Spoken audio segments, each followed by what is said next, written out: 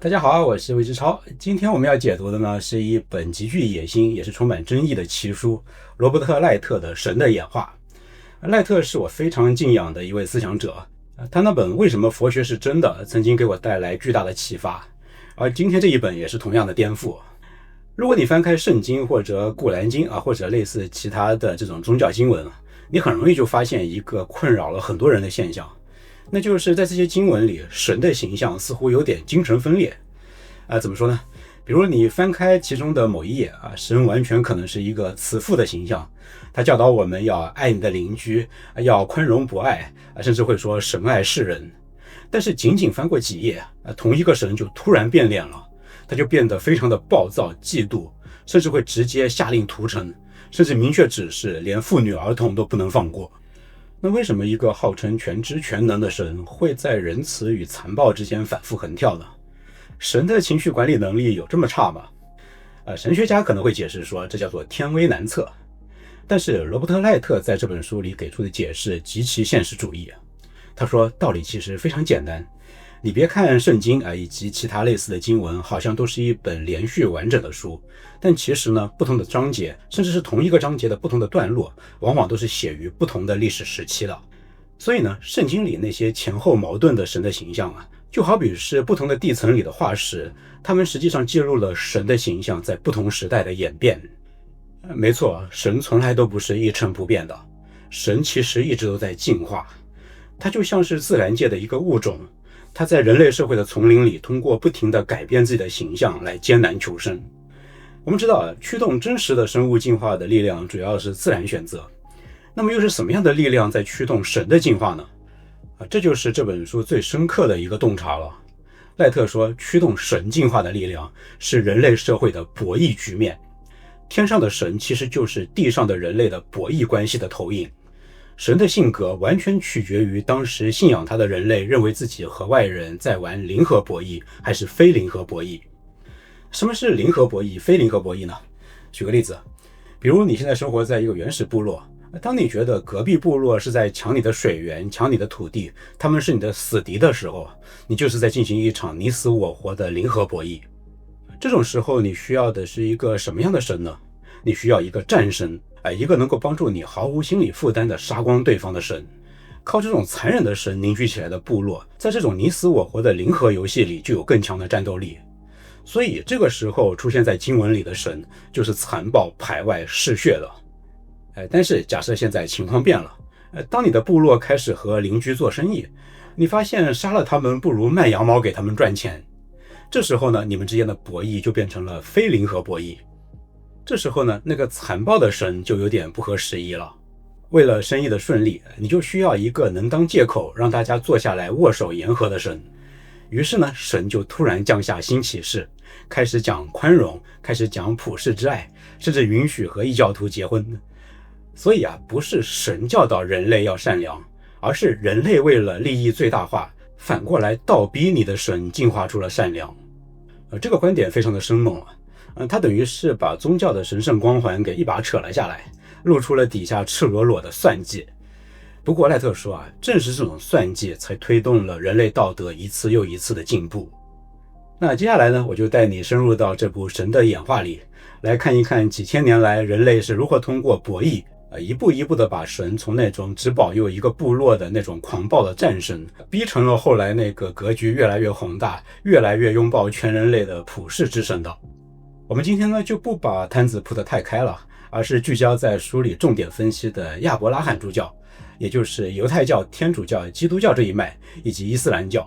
他们是理解今天这个理论最好的一个范本。那我们就先从犹太教、天主教这边说起到后半段我们再说伊斯兰教。我们就先回到犹太教、天主教的起点，古代的以色列。如果你有一台时光机，穿越回公元前1000年左右的大卫王或者所罗门王时代，走进一个普通的以色列人家里，你会看到什么呢？按照现在圣经的说法，你应该看到这家人非常的虔诚，他们只供奉耶和华，对其他的神像不屑一顾。犹太教、基督教的神学家一直以来都在极力维护一个观点，那就是犹太教、基督教这个体系从一开始诞生的时候就特别的不一样，他们就是绝对的一神论。他们从第一天开始就相信世界上只有唯一真神。但是赖特告诉我们，真实的情景可能会让你大跌眼镜。你看到的那户公元前10世纪左右的以色列人家里，可能摆满了各种各样的神像。有大量的考古学和文本的证据都可以证明，那个时候以色列人的宗教信仰其实就是多神教。那个局面大概跟后来的中国人同时拜王母娘娘和观音菩萨是差不多的。耶和华也并不是一开始就是唯一的真神，甚至他最初的地位也都不太高。耶和华其实是有前世的，圣经里实际上残留着非常多的线索，他们揭示出一个惊天秘密，那就是耶和华其实最初只是那一个地带的那个神学体系里的一位年轻暴躁的战神或者风暴神。虽然在今天的圣经里，耶和华的形象已经变得相当的抽象了，但是他偶尔行神迹的时候，大多数他的神迹都与雷电和风暴有关，甚至在一些非常具体的形容词和比喻上，都与那位远古的风暴神完全一致。赖特甚至考证出，连耶和华这个名字都是从那位古神一步一步演变出来的。而且在那个时代，耶和华居然是有顶头上司的。比如在圣经诗篇第82篇里，甚至提到神站在有权力者的会中，在诸神中行审判。请注意诸神这个词。当时那个区域的神学体系里最高神其实是众神之父埃尔，而耶和华不过是这个阿尔议会里的一名战神，他是被派过来管理以色列这块地盘的。这就有点像是那时候以色列的神学体系是一个正义联盟，而耶和华甚至都不是超人或者蝙蝠侠，顶多就是闪电侠吧。更加有意思的是，考古学家在西奈半岛上发现了一些公元前8世纪左右的铭文，上面会写着这样的祝福语：我指着耶和华和他的阿谢拉祝福你们。阿谢拉是谁啊？阿谢拉是当时著名的丰饶女神，那个主神阿尔的老婆。这说明什么？这说明在早期的以色列民间信仰里，耶和华不仅不是独生，他很可能还继承了老领导阿尔的妻子阿谢拉作为自己的妻子。神不但有领导，而且还把领导给 NTR 了。那么问题来了，为什么早期的以色列人会允许甚至是乐于这种众神并存的局面呢？那这就回到今天的那个核心逻辑了，那就是博弈。当时的以色列是处在一个走廊地带，北边是叙利亚，西边是腓尼基，南边是埃及。如果想过好日子呢，就得跟这些强邻做生意，搞同盟。这就是非常典型的非零和博弈，大家互通有无，一起发财。所以呢，那时候的以色列人的神学就必须是宽容的。比如说，当时的所罗门王就分别迎娶了腓尼基和埃及的公主，他为的正是建立商贸同盟，稳住周边的强权。那成了亲家嘛，就必须给对方面子。国王不仅允许公主在宫中祭拜他自己的神，甚至国王自己都会到公主娘家的神庙里去致敬。这就像是现在各国元首互相参观对方的名胜一样，可以叫做神学外交。可以想象，如果那时候真有哪个先知跳出来喊，你们都错了，只有耶和华是唯一神，赶紧把邻国的神像统统给砸了，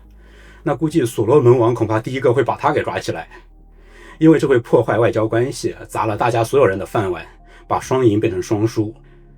所以可以看到那时候以色列人在神学上的这种宽容并不是天生善良，而是一种利益捆绑的结果。为了经商和联盟，神也得学会和其他的神和平共处。哪怕是作为这个神的谱系里更高级神的下级，甚至是入赘成了一个赘婿也都没有关系。和气生财，大家都有钱赚，这点最重要。但是呢，这种你好我好大家好的众神联欢晚会模式并没有一直持续下去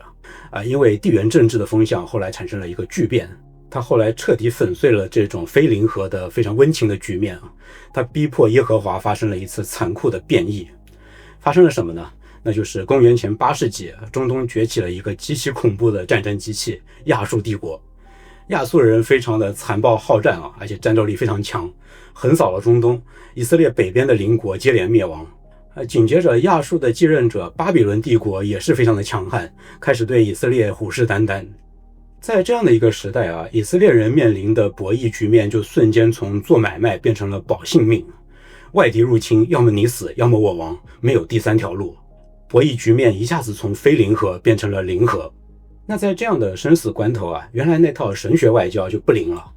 如果国家正在被亚述、被巴比伦攻打，而国民还在拜亚述、巴比伦的神，和他们暗通款曲，那这仗还怎么打呀？于是呢，在以色列境内一个激进的宗教派别就应运而生，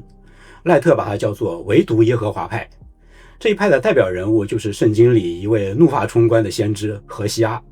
何西阿怒斥以色列人的不忠，这里说的不是男女私情而是说你们竟然敬拜外神，对我们自己的神不忠。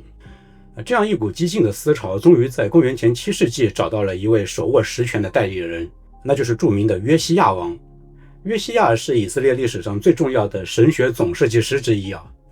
他登基的时候，国家危在旦夕，为了对抗外敌呢，他就必须把全国的力量拧成一股绳。这时候他发现民间那些五花八门的信仰都在分散中央权力于是约西亚就以强力手腕发动了一场神学政变。根据列王记的记载，约西亚王在耶和华的圣殿里展开大清洗，把里面供奉的外邦神统统给扔了出去。你看这个细节就恰恰证明，在这之前耶和华是和那些神被并肩供奉了。正是在这场清洗里，耶和华神的一个非常重要的新性格被开发了出来，那就是嫉妒。圣经里神那句非常著名的自我介绍，我是忌邪的神，就是在这种零和博弈的背景下被强调出来的。为什么神必须要嫉妒？因为在战争年代，忠诚就是唯一的硬通货。如果你是一国之君，要带人拼命，那就绝不能够容忍你的士兵一脚踩两船，那必须是要求他们眼里只有你。这映射到天上呢，就是除了我不可有别的神。而我们今天在圣经里看到耶和华神展现出狂暴甚至嗜血的那一面很多时候都是在干预这个时代的纷争。约西亚王为了应对强敌，把耶和华改造成了这样一个极度嫉妒排外的战时领袖。那按照剧本呢，接下来就应该是耶和华大显神威，带领以色列人打败敌人，从此过上幸福生活，对吧？但是现实却完全不按剧本走打脸来得非常彻底。约西亚王这位神学总设计师，在公元前609年的一场战役里被埃及军队给杀死了。紧接着更大的噩梦降临，东方霸主巴比伦帝国终于攻破了耶路撒冷。公元前586年，这是犹太历史上无比黑暗的一年，耶路撒冷陷落，圣殿被烧，国王、贵族、祭司们像牲口一样被流放到遥远的巴比伦。这就是史上著名的巴比伦之囚，以色列人的大流散。我们用当时的逻辑来想一想，这意味着什么？在古代中东，战争可不仅仅是人的战争更是神的战争。巴比伦赢了，就等于巴比伦的神那个神叫做马尔杜克，他打败了以色列的神耶和华。所以这就是现实的物理层面和精神的心灵层面的双重大暴击但没想到接下来发生了一个无比神奇的转折。按照正常剧本，这个时候的以色列人应该是五雷轰顶，万念俱灰，对吧？他们只能够被迫承认耶和华输了，是一个没有用的神，然后改信巴比伦的神，融入巴比伦社会。耶和华这个名字就应该和成千上万的那些战败部落的守护神一样灰飞烟灭，被历史忘记。但是就是在这个绝望的谷底一个逻辑上的奇迹发生了。一群流亡在巴比伦的以色列精英，为了解释为什么我们这么虔诚却还是惨败，他们极其有想象力地创造出了一套全新的说辞。他们说，你以为耶和华输了吗？大错特错。巴比伦之所以能赢，不是因为他们的神厉害，而是因为耶和华太厉害了。是耶和华主动招来巴比伦军队，把他们当作一根鞭子来敲打我们，来惩罚我们这些不听话的以色列子民。不是耶和华不行，而是我们不够虔诚，我们偏离了正轨，这是神的惩罚。哇，这个逻辑简直完美的可怕。如果说是耶和华打输了那他毫无疑问就是个弱鸡嘛。但如果是耶和华借巴比伦之手来教训我们，那就意味着连巴比伦皇帝都是耶和华的棋子既然连当时最强大的帝国军队都受耶和华驱使，那就说明耶和华根本不是什么以色列的守护神，他是全世界的主宰，他是宇宙的君王。既然全世界都归耶和华管，那么巴比伦的神马尔杜克就根本不存在，宇宙中根本就没有别的神，只有耶和华这一个真神。在亡国的屈辱和流亡的痛苦里，居然就这样诞生出了真正的一神论。耶和华之所以成为了全人类的上帝，最初的原因并不是因为他爱全人类，而是他的信徒需要一个理由来解释自己为什么会被外人暴打。为了在精神上战胜征服者，以色列人被迫把自己的神升级成了宇宙神。这简直就是人类历史上最牛逼的一次阿 Q 精神胜利法。所以呢，虽然耶和华因为这个非常奇特的理由升级成了宇宙主宰，但是他的身上仍然带着战火硝烟。记载那个时代的经文里的耶和华经常降下各种天罚，他的性格依然暴躁严厉，充满报复心，因为他是为了解释苦难而诞生的。他的底层逻辑依然是零和博弈，我是老大，我是唯一的老大，顺我者昌，逆我者亡。那么问题来了，这样一位诞生于仇恨和战火，动不动就要降下天罚的神，后来是怎么样学会爱，学会宽容，最终变成那个教导我们要爱邻如己的慈父一样的神的呢？光靠以色列那点贫瘠的山地显然已经不够了，神需要一个更大的舞台，一个能让爱成为生存红利的舞台。几百年后，一个叫罗马的帝国正好搭建了这样一个舞台。如果说古代的以色列像是一个封闭的决斗场，那么公元1世纪的罗马帝国就是一个巨大而流动的自由贸易区。这里就要说到博弈局面的一个核心变量，那就是连通度。罗马帝国非常开创性的修筑了四通八达的道路，扫清了地中海的海盗，建立了统一的法律，结果就是人员和物资开始史无前例的大流动。一个叙利亚的商人可以把货物卖到西班牙，一个希腊的工匠可以在罗马附近找工作。环境变了，博弈逻辑就变了。在过去的部落时代，陌生人都是潜在的敌人，和他的关系默认是零和的。但是在罗马帝国，陌生人变成了潜在的客户，潜在的合伙人。这是一个巨大的非零和博弈的环境。在这样的环境之下呢，那个只保佑以色列人还要杀光外邦人的部落战神耶和华，显然就已经是厉害归厉害，却不管用了。你不可能一边跟罗马人做生意，一边心里默念我的神要弄死你。这种狭隘的神学只会妨碍你融入当时的这个全球化市场。就在这个历史转折点上，一位非常重要的人物登场了，那就是使徒保罗。如果把当时的犹太教看成是一个正在转型的公司那么使徒保罗就是一个天才一样的产品经理。保罗非常敏锐地发现了当时罗马帝国里的一个巨大的市场空白，那就是罗马帝国境内有无数背井离乡、非常孤独的又原子化的这种漂泊者。处在这种周围都是陌生人的环境里，他们迫切需要归属感，需要一个能把陌生人连接起来的组织。而保罗手里其实正好有一个产品能够满足这个市场空白，那就是当时的耶稣运动。耶稣运动呢，可以理解成是当时犹太教的一个内部改革派。一个叫做耶稣的木匠在加利利地区传教，他强调爱与平等，挑战了当时非常死板的祭司阶层。虽然耶稣后来被处死了，但是他的追随者相信他已经复活了，并且认为他就是预言中要拯救世界的弥赛亚。这个运动当时在犹太人内部已经有了一定的气候。保罗非常敏锐地发现耶稣强调的爱与平等这个信念就非常适合来做这种陌生人之间的情感粘合剂。但是呢，如果把耶稣运动看成是一个产品的话，那这个产品有一个很致命的用户体验缺陷，那就是耶稣运动毕竟还是犹太教的一部分嘛。如果你想信耶稣，你首先就得是犹太人，不是的话你得先皈依犹太教。这就意味着你要遵守几百条繁琐的律法，不能吃这个，不能用那个。而里边最重要的一条是，成年男性必须接受割礼。要信耶稣，先得在下面剌一刀，这简直就是地狱难度的准入门槛这把无数潜在的信徒都拒之门外了。保罗意识到如果坚持这套老规矩，那这个教派就永远只能是一个封闭的犹太小圈子，没有办法在罗马帝国这个大市场里做大做强。于是保罗就做出了宗教史上最大胆也最关键的一次产品迭代。他大声疾呼，为了做大市场，我们必须把这些准入门槛统统给砍了。比如保罗在一封信里写道，并不分犹太人、希腊人、自主的、为奴的，或男或女，因为你们在基督耶稣里都成为一了。也就是说，不要再行割礼，不用禁忌饮食，也无需血统证明，只要你心里有信仰，你就是我们的兄弟姊妹。但是呢，只有降低门槛还不够。保罗那个时候还面临一个更加棘手的问题，既然大家都来自五湖四海，没有血缘关系，那凭什么彼此信任，在困难的时候相互援助呢？如果没有一个强力的粘合剂，那这个松散的陌生人组织很快就会散架。于是保罗就寄出了他的第二大发明——爱，就是我们后来很熟悉的那种基督教里兄弟姊妹之间非常无私、互帮互助的那种爱。但请注意啊，这可不是保罗突然之间爱心泛滥。实际上啊，这种爱呢是一种极其务实的降低博弈成本的工具。那什么意思呢？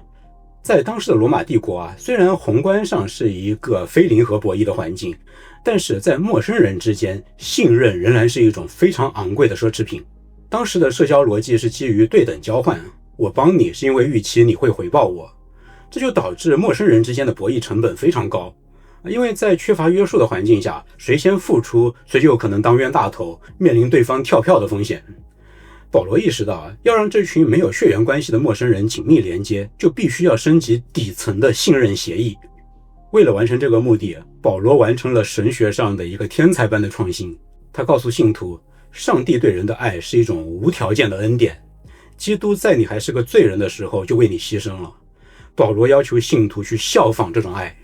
这就意味着你对教友的付出不再是一种等价交换，而是对上帝的那种无条件的恩典的一种模仿，是上帝的那种神性流淌到你的身上了。结果呢，当保罗的门徒们都认同这种对兄弟姊妹的单向付出的时候，奇迹就发生了。这个组织不再斤斤计较谁欠谁，他们相互之间的信任成本瞬间降到了一个极低的水平，一个高效低内耗的互助网络就这样跑通了。基督教网络成了罗马帝国境内信任博弈成本最低的人际网。这种网络的凝聚力、动员力对于其他组织是降维打击级别的。这套体系运转起来之后就让基督教迅速发展成了当时罗马帝国境内最值得加入的一个像社保体系一样的东西。比如说，它居然具备了类似连锁旅馆的功能。只要你是基督徒，带着保罗书信的引荐，你走到帝国任何一个城市，当地教会都会为你提供免费的食宿和商业引荐。比如说，它还起到了类似社保局的功能。罗马政府不管养老和医疗，但是教会会管。当瘟疫流行，连亲生父母都抛弃孩子逃命的时候，基督徒却会因为这种爱的协议留下来照料病人。这种在极端环境下依然能够非常稳固的互助网络，对于那些原子化的城市移民是有着致命的吸引力的。这就是早期基督教作为一个互助体系迅速壮大的秘密，而爱就是这个互助网络的信任货币。这就是基督教从一个单民族教派转变成一个普世宗教的过程。但是看见没有，这种普世化的转变本质上就是为了适应罗马帝国这个超大的非零和市场，是顺应了这种非零和博弈环境的一次降低交易成本的改革。保罗并不是因为听到神说你要去爱罗马人，他才去拥抱罗马人的，而是因为他想在罗马人中发展下线，建立教会，所以他必须倒逼神修改教义，把希腊人、罗马人都纳入神庇佑的范围。于是就这样，神从一个只在 VIP 包厢里服务的部落神，被迫走到了大厅里接待所有客人，成了一个大堂经理。就这样，经过300年的发展，这个不起眼的小教派凭借它的低门槛和高福利就迅速传遍了罗马帝国。公元4世纪，当君士坦丁大帝需要力量来整合分裂的帝国的时候，他发现基督教已经是唯一的选择了。这就是非零和博弈的力量。并非神突然想把爱洒满人间，而是在一个一体化帝国的市场里，爱和包容成了最优生存策略。神顺应了这种策略，所以他赢得了胜利。但是我们也必须看清楚，这种爱其实是有边界的。虽然保罗说要爱邻如己，但是在早期的教会里，这个邻主要是指教友。基督教之所以凝聚力惊人，正是因为这种爱其实是会员制的。不信教的人不在这个互助体系内，而品行不端者会被开除，失去一切福利。正是这种对内高强度的兄弟之爱，让教会的组织如铁板一块。你发现没有，这实际上又是一个非常微妙的博弈逻辑。在教会的内部，它是高度的非零和的，而整个教会对外的时候，它实际上是在罗马帝国的信仰市场里边抢人头，玩的是一个零和博弈的游戏。而爱的边界正好就画在这个零和和非零和的分界线上。如果说基督教是花了300年的时间才慢慢的完成这次普世化的进化，那么在几百年后的阿拉伯半岛，另一个人将用一种更加狂野、更加快速的方式把这个过程再演练一遍。这个人就是伊斯兰教的先知穆罕默德。在穆罕默德身上我们会看到博弈局面是怎么样在短短的20年里操纵着神的脾气，让神在宽容与暴怒之间反复横跳的。我们下面就来看一看这个快进版的神之演化。翻开伊斯兰教的古兰经圣经里那种矛盾同样是会扑面而来的。前一页你刚刚翻到古兰经里的名言宗教无强迫，但是没过几页就赤裸裸的写着砍下异教徒的头颅。那到底哪一个才是真主的意愿呢？为什么同一本经典里会有前后完全矛盾的指令呢？赖特说这并不是神分裂，而是存在一个时间差。如果我们把打乱的古兰经章节按照时间顺序重排，就会发现一个非常惊人的规律，那就是神的脾气完全随着穆罕默德所处的外交局势在改变。我们先回到公元610年的麦加，那个时候穆罕默德刚开始传教，作为当时阿拉伯世界里相当另类的一神论者，他的处境非常艰难。他只是一个没有政治权力的小商人，信徒寥寥无几，还要面对麦加那些信奉多神教的权贵的迫害。这个时候的穆罕默德是极度弱势的。而在博弈论里呢，当你弱小的时候，最优策略当然不是硬拼，而是广结善缘，寻找潜在的盟友。那当时谁是盟友呢？就是那些同样信奉独一真神的基督徒和犹太人。在麦加时期的穆罕默德看来大家既然都信上帝，那就是天然的统一战线。于是这个时期的真主降下的经文都是非常宽容客气的。古兰经说，你们有你们的宗教，我有我的宗教。穆罕默德特别强调，我们的神和你们的神其实是同一个。这是非常典型的非零和策略既然我们有共同的敌人，就是那些麦加的多神教徒，那我们就是朋友。那时候的真主可以说是慈眉善目主张求同存异俨然就是一位统战部长。然后镜头一转，来到了公元622年。那一年穆罕默德被迫带着他的信徒一起逃到了麦地那。这一年就是伊斯兰教历的元年，也是伊斯兰神学风格的一个分水岭。到了麦地那之后因为一系列的机缘巧合，穆罕默德的身份变了。他从一个受迫害的街头传教士变成了一神之主，他手里有了军队和税权。更加重要的是，博弈的对象变了。麦地那住着几个犹太部落，穆罕默德原以为这些犹太人会张开双臂欢迎他这位先知，结果人家根本就不买账，还嘲笑他不懂经文。甚至在穆罕默德被麦加军队围攻的生死关头，有些犹太部落暗中通敌，当起了二五仔，这就触犯了底线博弈性质瞬间就从拉拢盟友变成了你死我活的零和博弈。对于一个正在打仗的政权来说，内部的背叛是绝对不能容忍的于是呢，在这个时期，真主的口吻就立刻由宽容转为铁血。宗教无强迫这种主张宽容的教会就被向不信者征战这种命令所取代。穆罕默德下令处决叛变的麦地那犹太古莱扎部落的所有成年男子，把妇女孩子范为奴隶。这听起来是很残忍但是在当时的阿拉伯部落战争里，这是斩草除根的标准操作。所以古兰经里的那些矛盾其实就是穆罕默德外交政策的晴雨表。当他需要盟友的时候，也就是他在参与一场非零和博弈的时候，神就是宽容的。当他遭遇背叛和面临战争的时候，也就是他在参与一场零和游戏的时候，神就是铁血的。神并没有精神分裂，他实际上是在非常敏锐地适应着地上的政治气候。这个逻辑在穆罕默德去世之后也没有改变。当穆斯林的铁骑建立起了横跨欧亚非的庞大帝国之后，统治者面临了一个新的博弈难题，那就是如果继续搞这种不信就砍头，那人杀光了谁来种地呢？反过来，如果逼所有人都改信伊斯兰教，那国库也会崩溃，因为按照教法，只有异教徒才需要缴纳人头税，而穆斯林是免税的。于是为了帝国的财政健康，神的指令就再次非常务实的进化了。帝国建立起了奇米制度，允许基督徒、犹太人以及后来的拜火教徒都保留自己的信仰和法律，只要他们承认统治并且按时交税，就能够得到保护。这本质上是一份用金钱买安全的非零和契约，统治者得到了税收，异教徒保住了性命。你看，并非神突然心软了，而是为了让庞大的帝国运转下去，神必须变得宽容，不但要让纳税人活下来，而且还允许他们保留自己的神。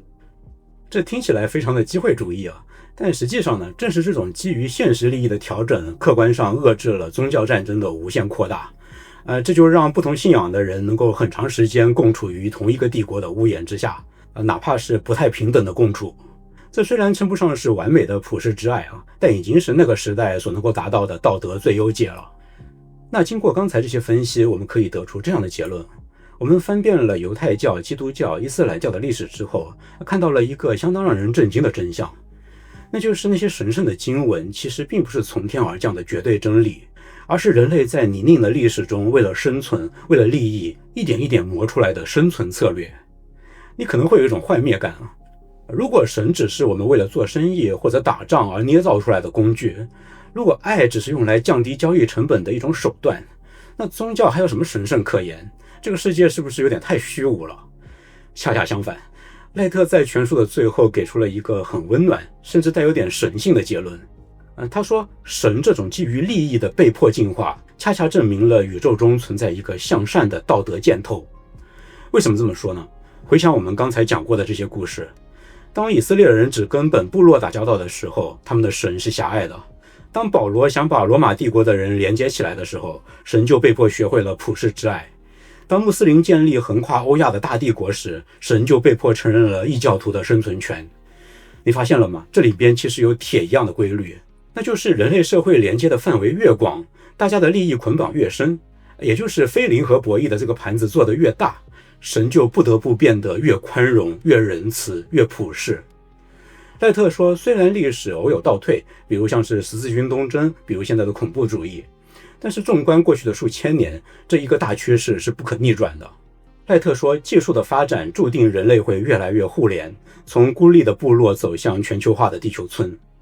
那既然现实世界的博弈终将走向一体化，那么神作为人类博弈关系的投影，也注定只能朝着更加宽容、更加普世的方向去演化。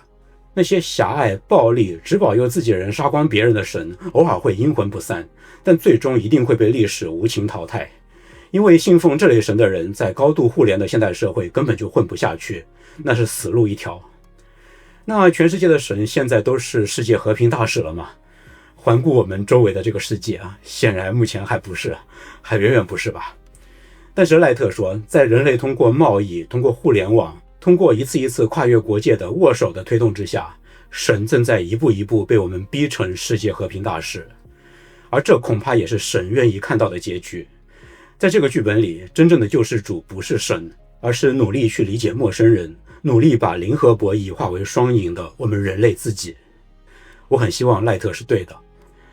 好，神的演化这本书就为你解读到这里。如果你喜欢这期节目，请你点赞、分享、订阅这个频道，这是对我最大的支持。我是魏之超，我们下本书再见。